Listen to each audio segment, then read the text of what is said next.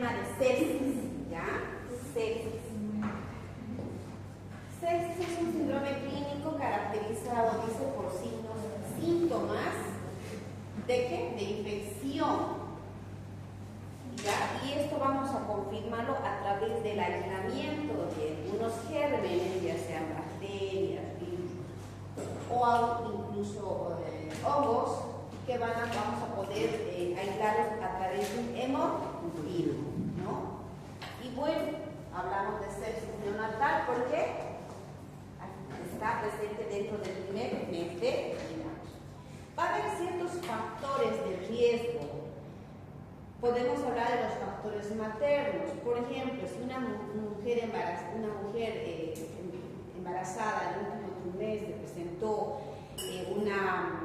o está colonizada por el estreptococo beta-hemolítico del grupo B o Agalactiae, o tuvo una infección urinaria, una vulvovaginitis no tratada, o una ruptura prematura de membranas, o sea, de bolsa, ¿no? Por el trauma, por cualquier situación, o por alguna infección que se rompió por la bolsa, y que está más de 18 horas rota la bolsa, también que nos hace sospechar de una sepsis. O sea que va a ser un factor de riesgo en realidad, ¿no? Infecciones propias de la madre, por ejemplo, si por ahí está la madre tiene rubiola, o si por ahí la madre tiene una neumonía, incluso eso puede de alguna forma producir en el neonato algún dato de infección. La edad, cuanto más prematuro, prematuro el bebé tiene más factor o sea, tiene mayor riesgo en todo caso. El neonato, lo que les decía hace rato, cuanto más prematuro, más probabilidad. Cuando tiene un peso bajo, o si el paciente requirió reanimación, tiene un Apgar bajo, seguro que va a estar sometido a procedimientos, ¿cierto? De intubación, de poner una vía, de poner un catéter, todo eso. Entonces el paciente va a ser invadido, ¿no? Tal con piel o mucosas, entonces también lo hace de riesgo. O tal vez este paciente, aparte de los procedimientos de la misma atención, haya necesitado cirugía, o se le ha hecho, por ejemplo, una exsanguinotransfusión a un paciente que es histérico. O sea, en la exsanguinotransfusión, por ejemplo, en los histéricos, lo que se hace es sacar sangre y meter sangre, ¿no? Y eso a través de una onfaloclisis por el ombligo. Entonces va a estar también sometido a procedimientos. Entonces puede haber hospitalizaciones prolongadas también. Entonces, todos estos que son factores de riesgo. Entonces, yo tengo que preguntar o ver si no hay alguno de estos que me haga sospechar a mi paciente que tenga una infección. Hablamos de síndrome de respuesta inflamatoria cuando tiene dos o más de las siguientes condiciones. Por ejemplo, tenga taquimia, una frecuencia respiratoria más de 60, o bien tenga algo y además está acompañado de algunos signos de dificultad respiratoria, taquimia, retracción, quejido, cianosis, todo esto, ¿no? O desaturación, inestabilidad en la temperatura, puede haber hipotermia o puede haber hipertermia, un llenado capilar más de 3, alteraciones de los leucocitos también, leucopenia o leucocitosis. Aunque vamos a ver que la leucopenia incluso me hace sospechar más en sepsis que la misma leucocitosis, porque los neonatos en las primeras horas suelen tener leucocitos altos. Y entonces esto va modificándose, eso ya es otro tema, en sí, de cómo es el hemograma de un recién nacido, de una carne, de un niño, es un tema que habría que tocarlo en oportunidad, si es tiempo. Pero vamos a decir que normalmente los leucocitos en las primeras horas son bien altos. Es normal encontrar 12.000, 18.000, 21.000 leucocitos. Cuanto más horas próximas son, es más alto. Y luego va como que normalizando, ya regularizando, o sea, parámetros según la edad, ¿ya? PCR, que es un reactante de fase aguda positiva, más de 10, usualmente está en una sepsis. Las interleuquinas igual, podríamos dosificarlas. Reacción de la cadena polimerasa, si es que hay posibilidades, aunque la verdad estos de aquí últimos casi aquí en Bolivia no lo hacemos, ¿no? Pero todo eso me va a hacer sospechar la presencia de un síndrome de respuesta inflamatoria a nivel sistémico. Es importante conocer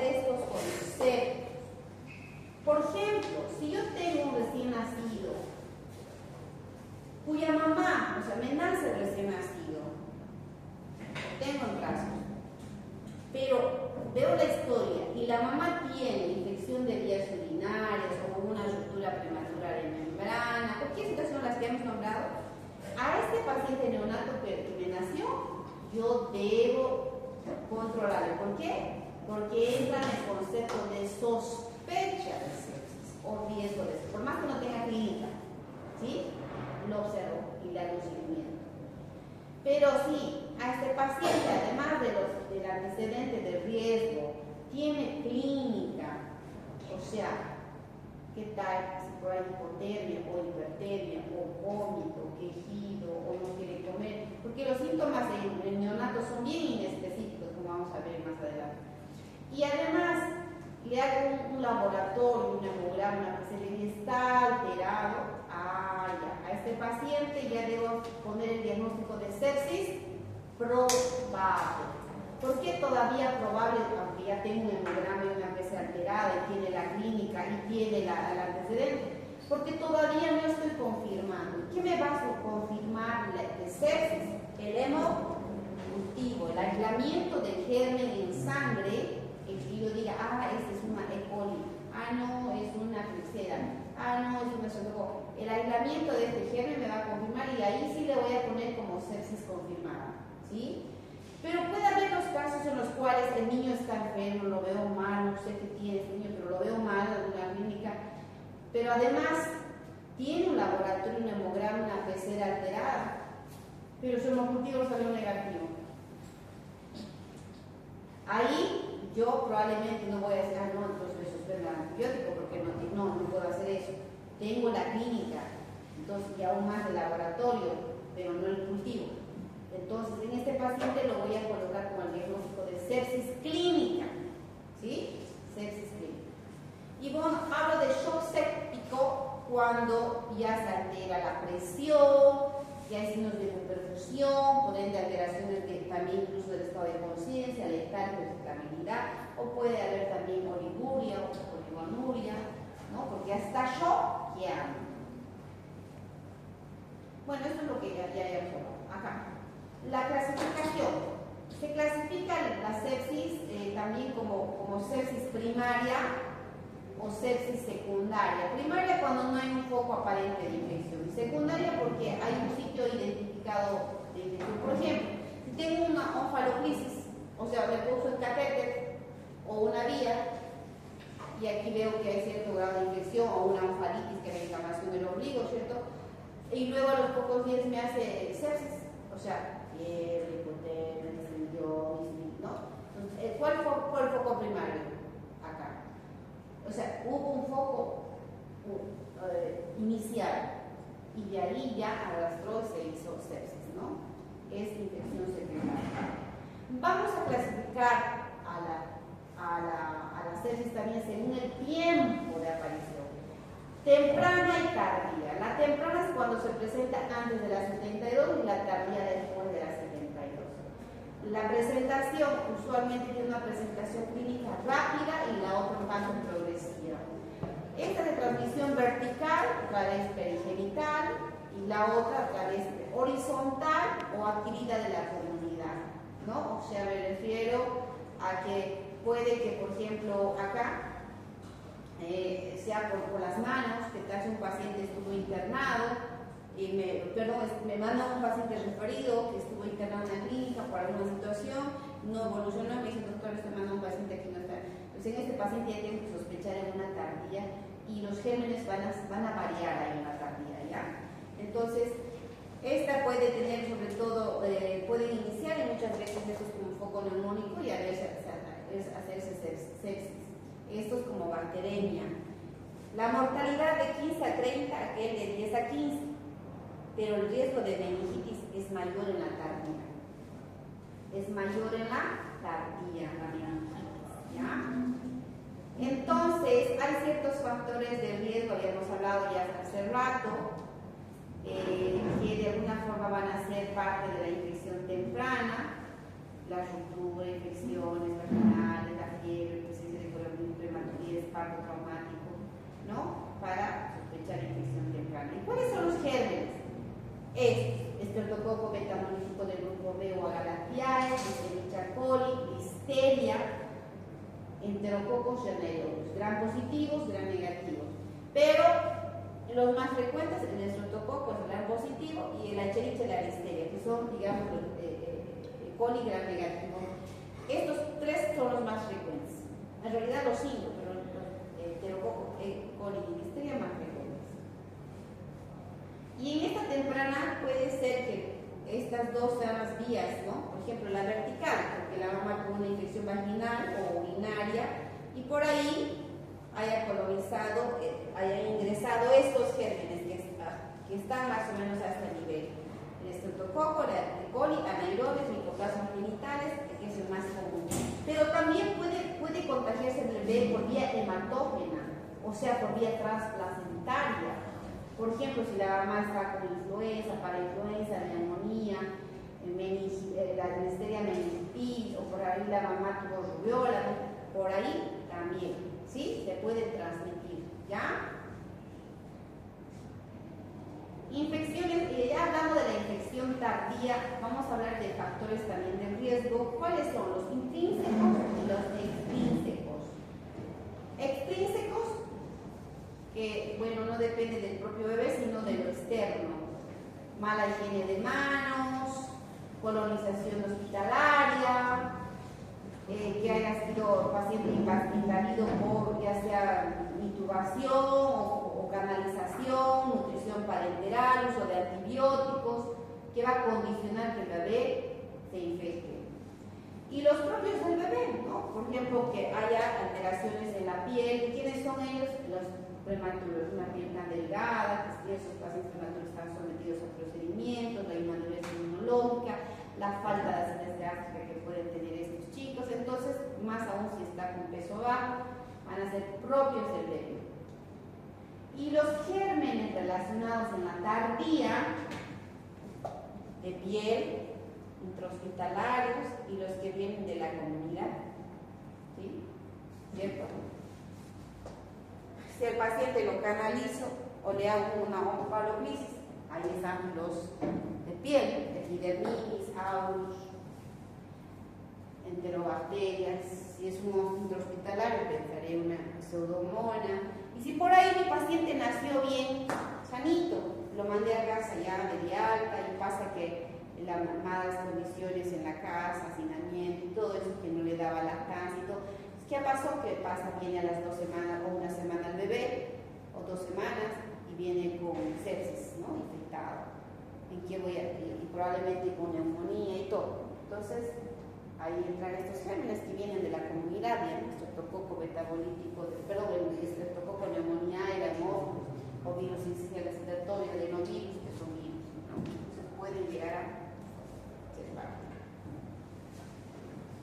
Y bueno, ahí ya entra también lo que decía, todo lo que es la mala higiene de las manos. Por eso, por ejemplo, el neonato, todos los neonatos en cada incubadora tienen que tener su propio fonendoscopio, su propia bata, sus guantes para poder manipular. No puedo ir con un mismo bebé, revisarlo y al otro lo mismo, con el mismo no, porque voy pasando de bebé en bebé a través de las manos infecciones, ¿ya? Es muy importante tomar en cuenta eso. Sabemos que, bueno, que en cuanto cuando hay un proceso inflamatorio, se activa una cascada inflamatoria donde las células van a activarse reconociendo al microorganismo y se va a inducir una respuesta inflamatoria con liberación de citoquinas, activación de la cascada de coagulación, generando una respuesta antiinflamatoria. Y bueno, muchas veces esto no llega a controlar el proceso inflamatorio, existe un desequilibrio de la respuesta inflamatoria antiinflamatoria, entonces donde aumenta la respuesta proinflamatoria, entonces genera todo el problema del síndrome de respuesta inflamatoria y ya luego existe una falla multiorgánica, un shock séptico y incluso llegar a muerte, ¿no? Les decía que en neonato todo es inespecífico. Muchas veces las enfermeras los conocen tan bien a los bebés cuando lo miran y dicen, este bebé no sé por qué no lo veo bien. No lo definen como por qué, cómo, pero dicen no lo veo bien, ¿no? Y ese no le veo bien puede ser porque está un poco más inactivo o porque no está queriendo lactar. Son síntomas un tanto inespecíficos. Puede haber varios síntomas o signos, por ejemplo, desde los neurológicos, o que está letárgico, que está irritable, llora, o porque tuvo convulsiones, o por ejemplo respiratorios, que está con dificultades saturando, o gastrointestinales, vómitos, diarreas con sangre, o cardiovasculares, taquicardia, hipotensión, llenado capilar lento, ¿no? Entonces, alteraciones. Termorregulación, hipotermia o hipertermia, o metabólicos, hipoglicemia, entonces, ¿qué son? Inespecíficos.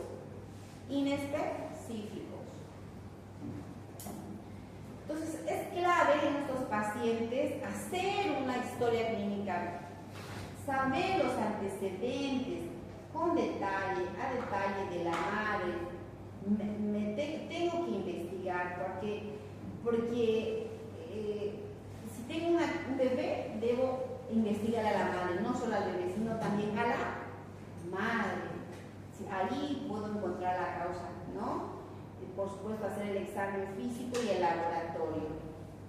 Tengo que hacer un hemograma. Seguro que si tengo la sospecha, porque la madre tiene el factor de riesgo, le voy a hacer un laboratorio. Vamos a partir de hacer un hemograma. Se dice que cuanto más el riesgo va a ser mayor, cuanto en todo caso si tengo más leucopenia, más leucocitos. Dice, mire, si está menos de 5.000, riesgo elevado. Si está de 5 a 15.000, medio cierto. Si tengo más de 15.000, puede ser un riesgo mínimo. O sea, porque los neonatos normalmente tienden a tener leucocitosis, ¿ya?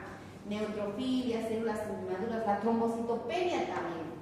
La trombocitopenia es como que, ojo, cuidado, puede ser una infección. Y por supuesto le hacemos un reactante de fase aguda, que es la PCR, que es la proteína C reactiva. Esta normalmente empieza a secretarse, a producirse, en todo caso a las 4 a 6 horas tras un estímulo. Alcanza su máximo nivel a las 36-48, pero normalmente es bueno solicitarle a partir de las 24, nunca ni bien nace, porque muchas veces en las primeras horas no se producen todavía, entonces a las 24 horas recomendable. Y se produce por la producción de ciertas interleuquinas, la interleuquina 1, la interleuquina 6, forman parte, entonces que son interleuquinas que se producen durante un proceso inflamatorio, ¿ya? Se puede interpretar, o sea, cuanto más elevado sea el valor, más debo sospechar un problema bacteriano, porque la PCR también se puede positivizar con procesos virales, pero normalmente los procesos bacterianos son más altos. Nos pueden dar el resultado ya sea de forma cuantitativa o cualitativa. Cualitativa si me dicen una cruz, 2 cruces más infección, 3 cruces más infección, más o menos así nos reporta, ¿no? Si tengo un niño que nace con infección, le pongo, digamos, un hemograma un tanto alterado, una PCR positiva, le doy antibiótico, espero su hemocultivo, pero le hago un control a las 48 horas y ya no me sale la cruz. Entonces está evolucionando bien, ¿no? Entonces, para eso me sirve, para hacer el seguimiento y la respuesta del antibiótico me sirve. O bien, si nació con una cruz, pero a los 48 horas sale ya 2 cruces o 3, no, está mal, no está habiendo buena respuesta al antibiótico. O con los valores, y por ahí estaba 96 la PCR, y luego ya bajó, está menos, ¿no? Entonces, eso es cuando se lo hace de manera cuantitativa, ¿ya? Otro parámetro es la procalcitonina, ¿ya? Pero que normalmente no se lo hace acá por el costo, pero se dice que se eleva más rápido que la PCR, está inducido por el factor necrocelular y la alfa y la interleuquina tipo 2. No se afecta porque no se eleva infecciones virales su ventaja, pero no se hace de rutina por el costo sobre todo. ¿Cuál es el gol estándar? El hemocultivo. En realidad a todos los bebés con sospecha de sepsis, usualmente lo que se les hace es pancultivar, que significa todos los cultivos, urocultivo, hemocultivo, cocultivo y aún también cultivo de cefalorraquídeo, cultivo de líquido cefalorraquídeo. Pero lo malo del hemocultivo que se dice que solo un 30% llegan a salir aislarse los pacientes, ya sea porque la madre toma antibióticos, o ya se le puso al bebé antibióticos, o o porque no se tomó la muestra suficiente, un mal procedimiento de la muestra. Pese a que esté recomendado que se hacen 2 cultivos, se le saca 2 muestras para cada cultivo, igual, normalmente solo un 30% se ha insertado. La punción lumbar la debo hacer sobre todo a aquellos pacientes que tienen inestabilidad hemodinámica, o sea que pese a haber iniciado el antibiótico no está respondiendo, con más razón debo hacerle la punción lumbar, porque debo sospechar en una meningitis que normalmente se acompaña, se asocia a la sepsis en un 20 a 25%. El urocultivo también se debe hacer, ¿no? Sobre todo aquellos que tienen alguna alteración anatómica en la parte renal, ¿cierto? Que tal tiene doble sistema colector, o por ahí tiene, qué sé yo, algo detrás, algo, ¿no? Que me haga sospechar. Tengo que siempre hacer un cultivo a estos recién nacidos, ¿ya? ¿Cómo se toma? A través de una punción suprapúbica. No se toma por bolsita, ni tampoco por chorro, no. Por punción suprapúbica. Y suficiente una sola colonia de un germen, formador de colonia, cuando hago por punción, para ya pensar que hay un proceso infeccioso. ¿Por qué? Porque sabemos que la orina es débil. Entonces, una pregunta entonces, para hacer lo que es el cultivo, su criterio es que haya sospecha de sepsis neonatal. ¿Cómo? Si yo estoy sospechando en una sepsis, ¿qué tengo que hacer? Hemograma, PCR y cultivos. Sí, cuando hay una sepsis. Eso también te pregunto porque me parece un poco invasivo hacer la punción. No, la punción, dijimos, sobre todo si hay una inestabilidad, ¿cierto? Aunque les cuento que hay algunos protocolos que varían de acuerdo a la clínica, a cada centro, que se hace punción. Por ejemplo, en un centro donde yo trabajé, se hacía de rutina. Porque en realidad, si bien es invasivo, tampoco porque tú le vas a... O sea, estás viendo a un paciente que está mal, ¿no? No le estás haciendo a quien sea, estás viendo que un paciente tiene clínica, tiene un hemograma alterado, una PCR alterada. Normalmente le hacen incluso igual, porque a veces el tardar en actuar puede repercutir, pues no, es que mejor hacer de forma temprana. Pero he visto que la mayoría hacen como dice ahí, cuando hay inestabilidad o no hay respuesta al tratamiento, o bien tienen síntomas neurológicos muy evidentes, por ejemplo, convulsión, o está letárgico, en que voy a sospechar, ¿no? Un problema, de hecho, a nivel central. Yo parto de que si es un paciente con sepsis, sospecha de sepsis, hay factores de riesgo, el paciente está mal, laboratorio y PCR alterada, yo debo hacer un cultivo.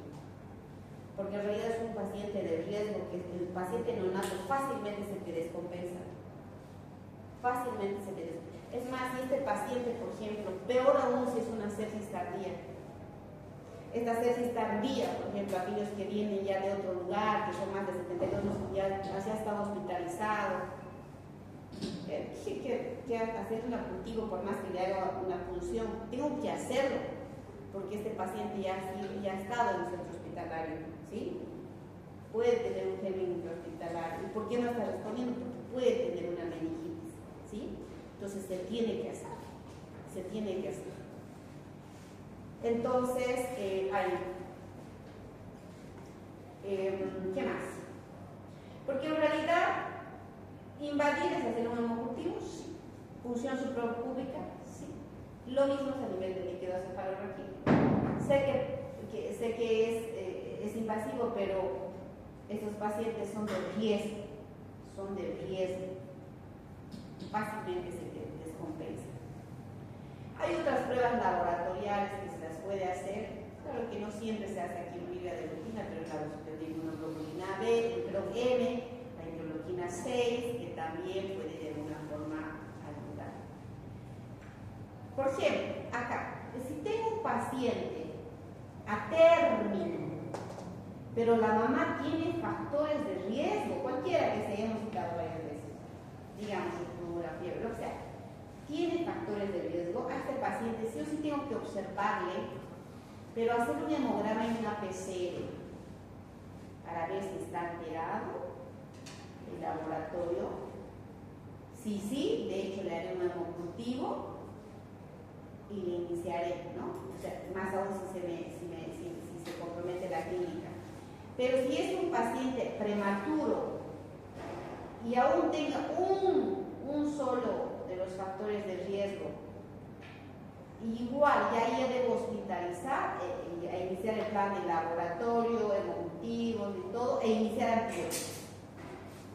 Porque el prematuro ya lo hace con mayor riesgo. Entonces, la diferencia de tratamiento es que a ya es suficiente que tenga el factor de riesgo y sea prematuro para poder iniciar el antibiótico. En cambio, tengo que observarlo en base a la clínica y el laboratorio. Pero, si al paciente que tiene el antecedente de riesgo materno, cualquiera que sea, además el laboratorio esté alterado, leucopenia, leucocitosis, trombocitopenia, laboratorio más su PCR alterada, y además tiene clínica, ¿no? Aquí ya tiene clínica. ¿Qué debo hacer? Hospitalizar. De hecho, iniciar antibiótico previa toma de cultivos, ¿ya? Y ya iniciar un tratamiento empírico. Significa que no sé el germen, pero voy a iniciar un antibiótico. Dependerá si es una sepsis temprana o una tardía, lo vamos a ver después. Y cuando ya me salga el cultivo, ya yo voy a confirmar la sepsis si sale positivo y voy a rotar el antibiótico de acuerdo a la sensibilidad o resistencia. Si ya le hice un antibiótico y dice, está bien, es sensible, le continúo. Pero si no me sale resistente, roto de antibiótico. ¿Ya? Pero como les decía hace rato, que el hemocultivo apenas tiene, o sea, un 30% de los pacientes va a salir positivo, el resto no.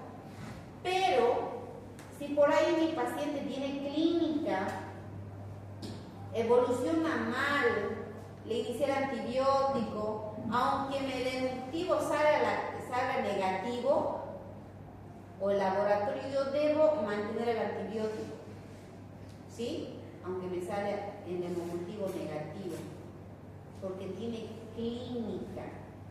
Como decimos, la clínica es la soberana, ¿no? Pues yo no puedo, el hemocultivo me va a salir negativo, pero lo veo, mi paciente está mal. Pero si el bebé, digamos, evoluciona bien, que tal si me nació un poco, hizo en algún momento, a los 2 días mi paciente de vida hizo hipertermia, veo que la mamá tenía algún factor de riesgo, le hice sonograma PCR, le hice su hemocultivo y le inicié su antibiótico, ¿cierto?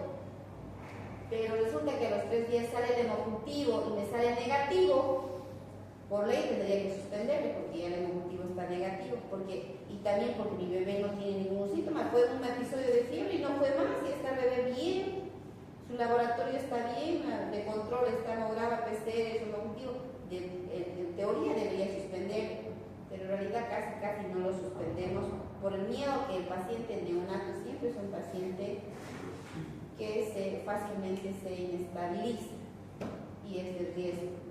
Pocos son los que se atreven a suspenderlo de ya, normalmente completan el tratamiento. Por supuesto que a estos pacientes los voy a observar en todo, ¿no? Aislarles, porque para evitar el riesgo de otras infecciones a otros neonatos, tengo que controlar la temperatura, que no haga hipotermia sobre todo, vigilar líquidos y electrolitos, según pacientes que requieren un soporte nutricional, muchas veces nutrición parenteral, ver la parte de oxígeno, en caso de sepsis, el uso de cristaloides. ¿Y cuál es el tratamiento? Bueno, es una infección, entonces, ¿qué tengo que hacer? Antibióticos, ¿no? Y esto va a depender del tipo de infección, del agente etiológico, de la función renal, hepática, costo, disponibilidad. Esto es lo mismo que hemos hablado de forma esquemática, pero vamos a ir directamente a esto.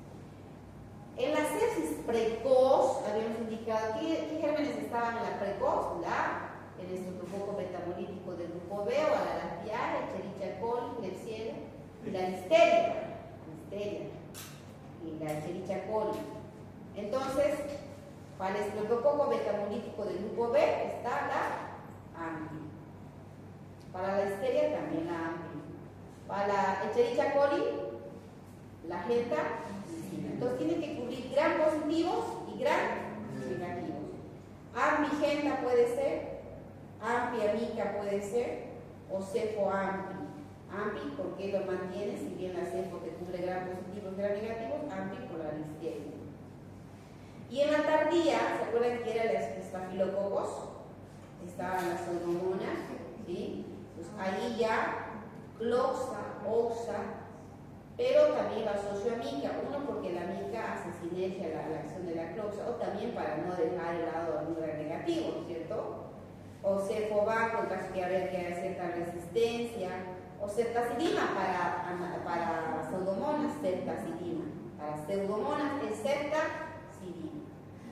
Ya bien, o bien ya imipenem o ciprofloxacina, ya digamos ya lo único.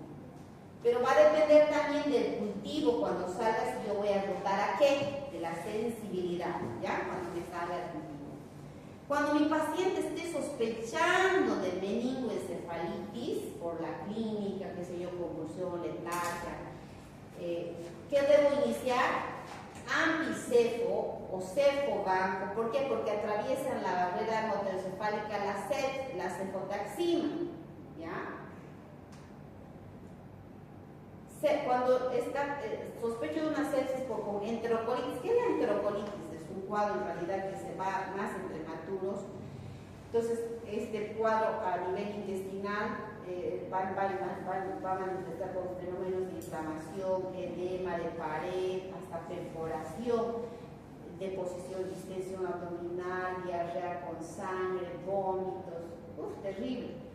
Y ahí estamos anaerobios en el intestino, ¿cierto? Entonces ahí ya tengo que asociar la cefo a la clindamicina que te cubre los anaerobios, tanto gram positivos como los gram negativos, ¿ya? O ceftazidima si además estoy sospechando de una pseudomona. Por supuesto que las medidas de higiene, en cuanto a incluso los controles prenatales, que la mamá vaya oportunamente a su control para ver que no hay infecciones vaginales, infecciones urinarias, van a ser medidas preventivas, ¿sí? Si la mamá está colonizada por por el estreptococo betamolítico del grupo B, tendrá que hacer una profilaxis con penicilina o ampicilina, mínimamente 4 horas antes del parto. La higiene de manos, clave cuando yo voy a manipular un neonato. El uso racional de antibióticos, siempre de forma escalada, nunca voy a ir entrando por el mayor, ¿no? O sea, siempre de forma escalada, y tomando en cuenta la probable etiología según si es una temprana o según si es una tardía. La lactancia materna clave para prevenir las infecciones, ¿no? Porque ya saben cuáles son los efectos. Evitar el hacinamiento y todos los datos de prevención de la infección para evitar las sepsis. Aquí les dejo un cuadro que me lo van a leer, les voy a subir a la plataforma para que lo lean y hagan una tareita y respondan a estas preguntas, ¿ya? Porque en esas preguntas, ahí van a venir algunas preguntas del examen, ¿ya? Entonces le hagan esa tareita que lo voy a subir, yo creo que hoy día o mañana para que lo vayan a hacer, ¿ya? Eso en cuanto a lo que es sepsis. ¿Alguna duda? El siguiente tema, ¿hasta qué pasamos con ustedes, jóvenes? 5 y 10. Ya. Vamos a tocar un poquito más con lo que es TORCH, ¿ya? TORCH. Es un tema corto, pero es un tema donde hay varias cositas de aprenderse.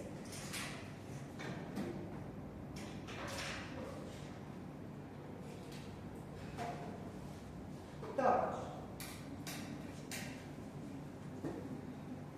Ya. Dice que ¿qué es TORCH? ¿Qué sabe? ¿Qué es TORCH? ¿O qué saben de TORCH? El concepto de TORCH. ¿Quién me puede decir?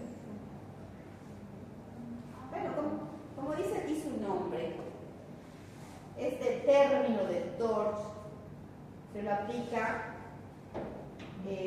a un grupo de infecciones que son propias del recién nacido, que resultan de la transmisión de estas infecciones de la madre hacia el bebé, ¿sí? Que han podido transmitirse.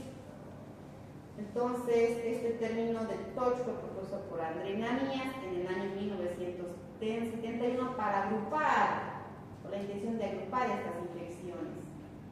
Entonces, son un grupo de infecciones intrauterinas que van a contagiar al feto neonato, ya sea por vía hematógena, ya sea por vía del canal de parto o ascendente.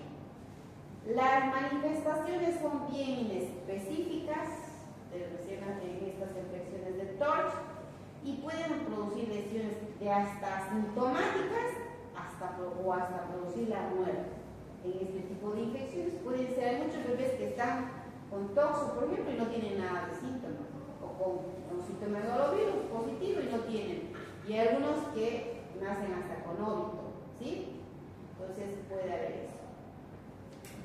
TORCH, T, toxoplasmosis, O, otras infecciones, L, rubiola, C, citomegalovirus y HD, herpes.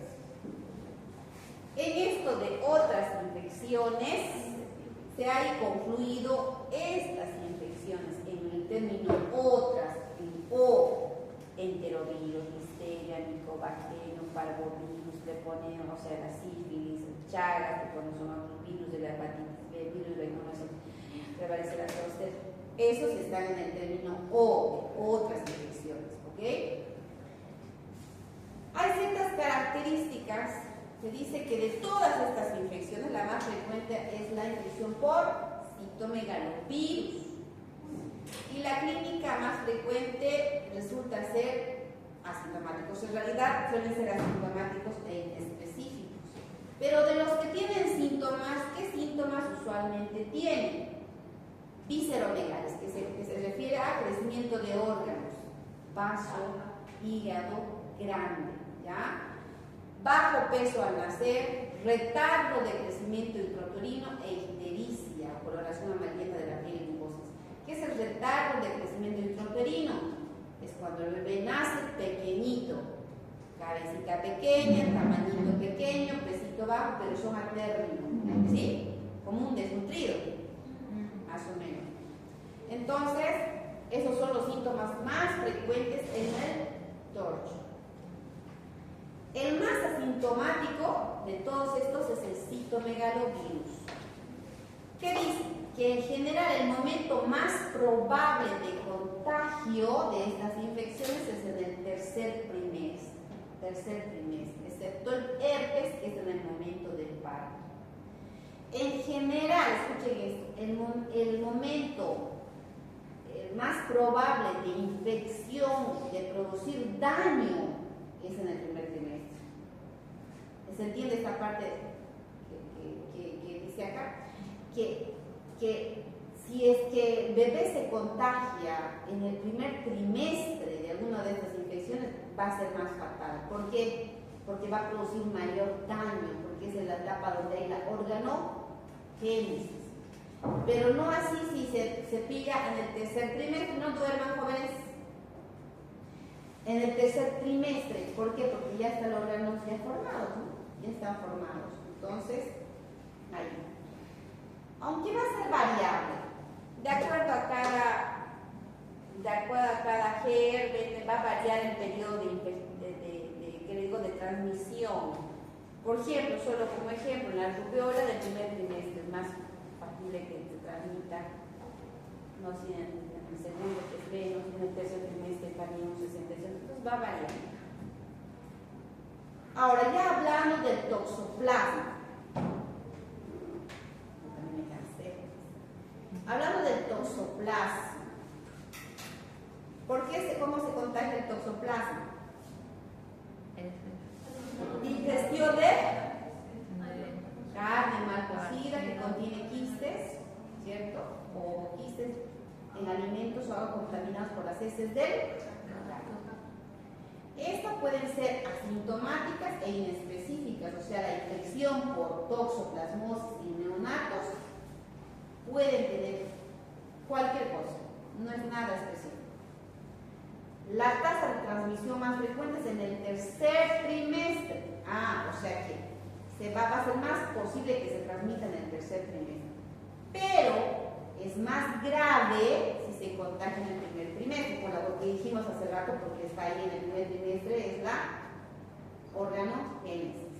La severidad depende de cuándo empezó. Hay una tetrada que se llama la tetrada de Sabin, CCC, las 4 Cs: coriorretinitis, convulsiones, calcificaciones intracraneales y la macrocefalia acompañada de hidrocefalia. Esas son las 3 Cs que son de la tetrada, o sea, tetrada es 4, ¿no? 4 Cs, tetrada de Sabin, ¿ok? Clínica y laboratorio. Bueno, la clínica y los laboratorios me van a orientar al cuadro. IgM, IgA, específico para toxoplasmosis, puede hacer también una PCR con la detección del ADN molecular en el líquido cefalorraquídeo para toxoplasmosis, es otro examen que me va a ayudar. El tratamiento, la sulfadiazina, piremetamina, ácido folínico, y si sospecho que tiene coriorretinitis, un corticoide. Es más o menos a grandes rasgos el tratamiento para toxoplasmosis. Nos acordamos entonces de la toxo, las 4 Cs. Niños con convulsiones, niños con coriorretinitis, niños con hidrocefalia o macrocefalia, ven este cabecita, o aquellos que tienen calcificaciones intraparenquimatosas dentro del parénquima, ¿ok? La sífilis. La sífilis es otro cuadro que también está dentro de las infecciones, o sea, que es el TORCH, producida por el treponema pallidum. Hay varios tipos de presentaciones en la sífilis. Una es la fetal, otra es la temprana y otra es la tardía. Y cada una tiene síntomas diferentes. En la fetal, que es la presentación más o menos que se presenta en un 40%, presenta hepatomegalia hidrofetal, neumonía alba-luética, con un cuadro que aparece con imágenes ahí reticulonodulares y que hace que se opacifique el pulmón infiltrado difuso, que se presentan en la sífilis fetal. La temprana es aquellos que ya el bebé nació, ¿no? Y ya más o menos en la etapa de los 2 primeros años presenta ciertos síntomas, aunque puede haber también aquellos que no tienen síntomas. Y aquellos que presentan síntomas tienen pérfido, esplenomegalia, coriza, osteocondritis o pseudoparálisis del Parrot. ¿Qué es el pénfigo? Es como una descamación palmoplantar. Por ejemplo, ven acá. Este es el pénfigo palmoplantar, como si estuviesen pelando, ¿no? Y también tiene 2, esplenomegalia o hepatomegalia, es cuando crece el hígado y el vaso. Coriza, orinitis serohemática, ¿ven? Que tiene como un moquito fluido serohemático. Y la osteocondritis o pseudoparálisis del Parrot es normalmente, no lo tengo acá, pero se produce como una inflamación de las articulaciones del bebé que llega a producir mucho dolor, que llega a producir mucho dolor y que el bebé ni quiere moverse, pareciera paralizado el bebé por el dolor. Por eso se llama pseudoparálisis, pero en realidad no es por un problema neurológico, sino es por una inflamación de sus articulaciones que por el dolor ya ni se mueve, ¿ya?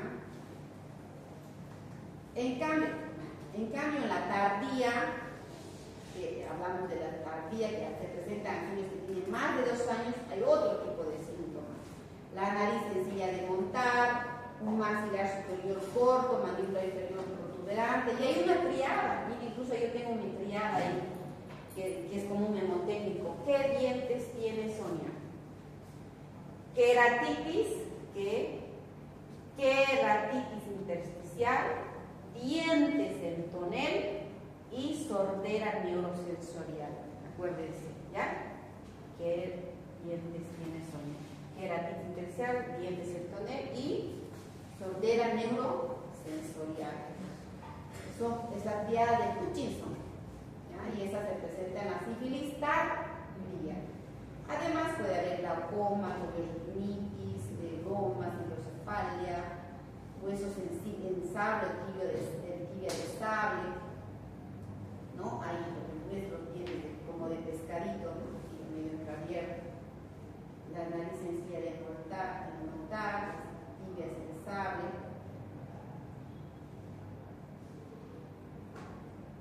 Sería la siguiente. Vamos a hablar del tratamiento y vamos a quedar ahí porque se nos nota cansado.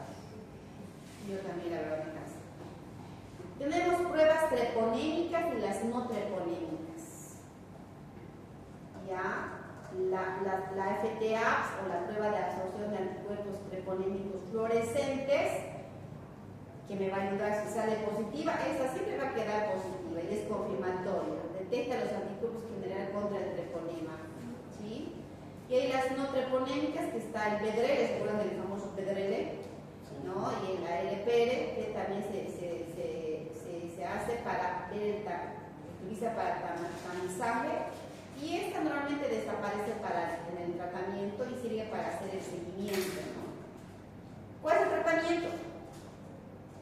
La penicilina. La penicilina. Vale. Entonces, la dosis 50.000 unidades internacional por kilo dosis de penicilina benzatínica, puede ser dosis única, aunque la verdad ya poner solo una penicilina muchas veces tiene mucha clínica, a veces es preferible poner una vía y ponerle vía endovenosa, ¿no? Para poder incluso, ¿qué tal si por ahí estoy sospechando una neurosífilis? La penicilínica no me sirve, pero la sódica sí. Entonces, la penicilina sódica endovenosa cada 12 horas en menores de 7 días, entre 7 a 10 días, y cada 8 horas en mayores de 7 días, entre 7 a 10 días.